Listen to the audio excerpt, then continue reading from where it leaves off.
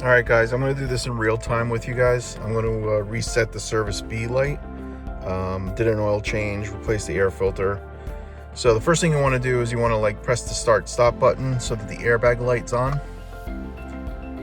Then you're going to want to go to the back key and your little scroller here. Press that for 7 seconds. 2, 3, 4, 5, 6, 7. Then you're going to want to press the home button,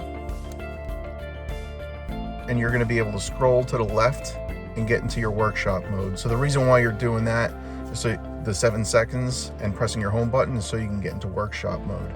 Now once you're in workshop mode, you should be able to go to Assist Plus. Turn on your ignition. Then you're going to go into full service. Now we did confirm service,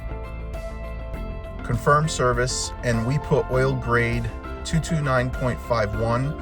Well, it was something that's between 5.1 and 5.2, but I'm going to say 5.1. Click on that. Service carried out. Yes. And confirm. Full service carried out. And you're good to go. Press the home button and you should be ready to rock and roll.